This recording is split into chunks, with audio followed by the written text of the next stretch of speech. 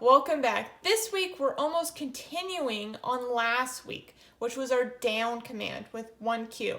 I hope you guys had great success last week because today we're going to be building on top and starting to put commands together while learning our new command, stay.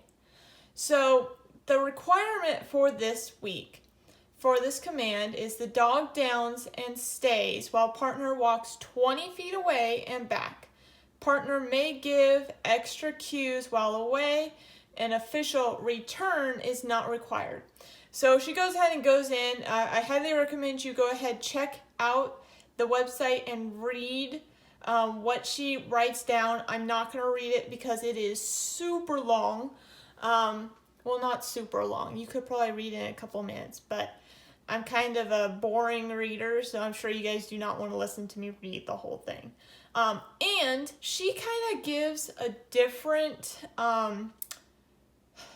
technique of teaching a stay than what I normally teach. So go ahead and read on her website how she does the down stay. A link is in the description, as always. But I'm going to kind of walk you through how I like to teach stay. And I'll kind of pair it with the down. Usually I'll actually start in a sit because you kind of have to fight your dog a little bit with them always popping up. But it's not too bad. Granted, my dogs already kind of know the stay. But as you can see, we haven't done it in a while, especially with Zoe, my little chihuahua, which is who you will be seeing in the video today. So she's a little rusty, so that's good because then you guys can see how I work around some of the problem-solving issues of her popping up and stuff. So basically, you're not going to go out and try to walk 20 feet away from your dog and come back. Actually, a dog is going to have a harder time waiting with duration than distance. So I normally like to teach stay with duration first because that's harder. Distance, you walk away, you come back, you're almost entertaining your dog. The dog's walking, you go and come back. Yes, they are learning a stay. They can't follow you if they're that kind of dog that likes to follow you everywhere. Or if that's, really hyper and just like, oh, let's go. Like, you're going that way? Okay, I'm going to run ahead of you, right? So that's good for them. But when you have maybe a more calmer dog, chiller dog, older dog, they're not going to care. It's going to look like they know it. So I always like to do duration first. But for these training levels, we are going to work on distance. So what I do is I go ahead and put my dog in a sit or a down in this case, and I'm going to ask for the down. Make sure you occasionally treat your down. You don't always have to treat your down just because we want to move very quickly onto the stay. There's different stay commands like hand signals that you can use. Whatever you want to use, it's totally up to you. If you've trained dogs in the past and you've used a certain hand signal, so it's natural for you at this point, go ahead and use that. But of course, the most common one is just, a stop sign saying stop, stay. What I kind of end up doing, as you can see in the video, is I only use my pointer finger saying stay because I'm holding the clicker in the same hand. So this is almost one of those commands where you might not want to use a clicker if you have really good timing. If you have bad timing, you need to use a clicker. This is one of those commands that you're going to really notice if you have bad timing. So there is a lot in dog training that requires you to have really good timing, and this is one of those ones. But you can learn your timing with the stay command. So it's okay if you have bad timing. You will be learning almost more than the dog on this command. So I know in her outline for the requirements for down stay in level 2, you do not have to have a release cue. I always like to train with a release cue. I actually use 3 all at the same time. So there's no question ever to my dog that they can get up. One of the reasons why I do this is because I split my stay and my wait. So I actually have 2 different commands that are close to the same thing. Wait is just wait in this little circle. You can get up or lay down. I imagine about the size of a hula hoop. They can turn around, they can get comfortable, but they can't, wander off. They just gotta stay right there, and I can call them from a distance. So when I'm practicing my come, I would use a wait instead of a stay. Because stay for me is more like stay like a statue. You cannot move. I'm never going to call my dog from a distance from stay. That way they never think that, if I go out of a room, they may be like, oh wait, did she call me? Like I heard something. So they'll leave. They just broke their stay. So for me, I always keep it separate, and I always come back, which is one of my release cues, is I'm right there. And 2, I have a verbal release cue, which is release. You can also say okay or free. I like release. It's not something that you're going to use in everyday conversation. You say okay a lot. If you have your dog in a down stay, and you say okay to like maybe your friend or something like that, the dog gets up, you can't blame the dog. You said your release cue. So I like release. Another good one is free. I've used that a little bit, but I always come back to release because it just works well with my brain, I guess you could say. So pick something that works for you and that comes naturally to you that you can think of. And then 3rd, I use a hand signal. So I usually just pat my leg. That's comes from how I teach them to get up. I will lure them forward if I say release and they don't get up while I'm training it because they don't know what that means. I basically lure them up out of the sit or the down because we want them to move while we say release and reward them for that. So they know what release means. Otherwise, you're just talking to your dog. They're just sitting there and you're saying stay, good, treat. They didn't do anything. So I like to say stay, release, have them get up, treat. Okay, now they did something. Now they know release means move. All right.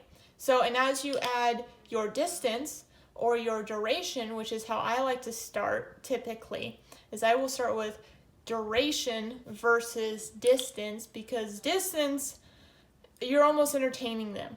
Going out and coming back, they're watching you go out and come back. That's almost entertaining. So it's a lot easier than duration. All right, so how I like to start this command is go ahead and put them in a sit or a down. Like this says, we're going to start in a down. Put them in a down, and you want to treat the down not every time because you're going to go through a lot of treats. But you got to treat it at least like every other or every 3rd time, because if you don't treat the down at all, they're going to stop wanting to go down. So you got to give them a couple of treats for just going down.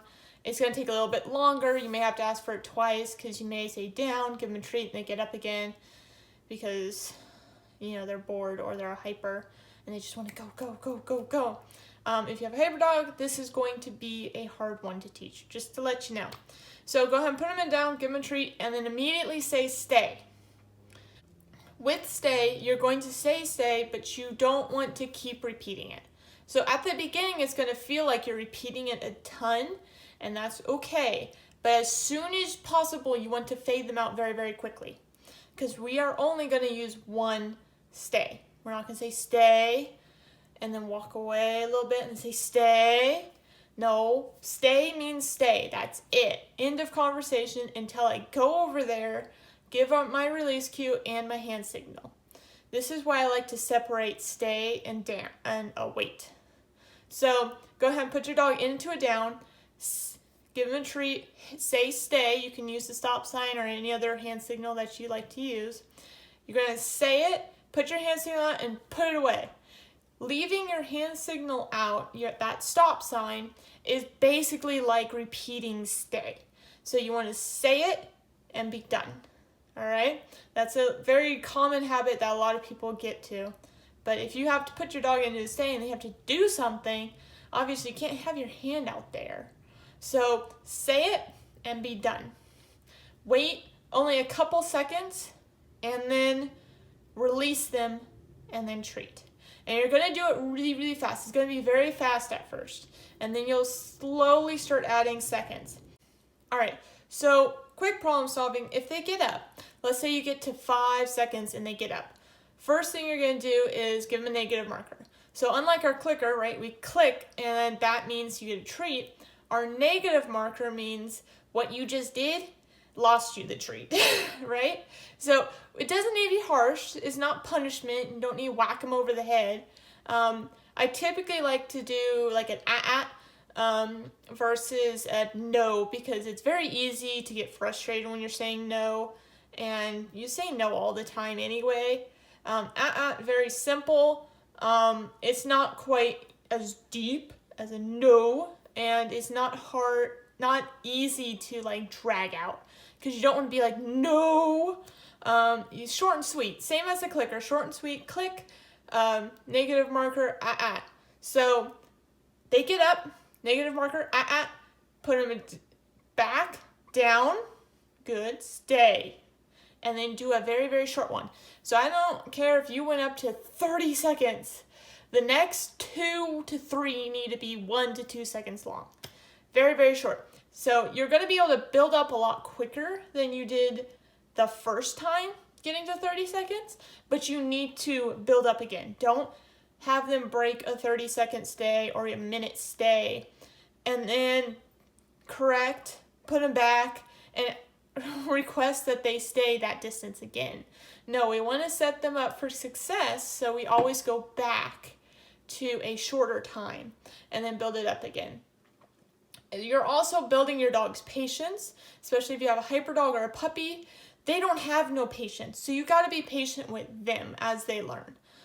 So, really simple, takes a little bit of patience, takes a lot of timing, but down, stay, release.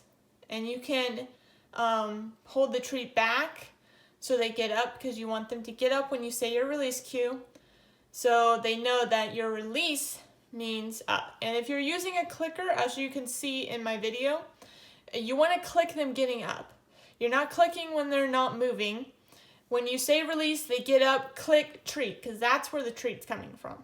Is when they hear the release, then they get up, and then they get their treat. They're not really getting rewarded that much for staying there. That's just the patience that they're building. Okay, so again, this is my method for teaching stay. I hope you'd enjoyed it. Go ahead, check out her website for a different version of stay. If you like that one better, do that one. If you like my version better, do mine. But this week we're working on our down stay. I hope you guys have a great time training, and I will see you next week.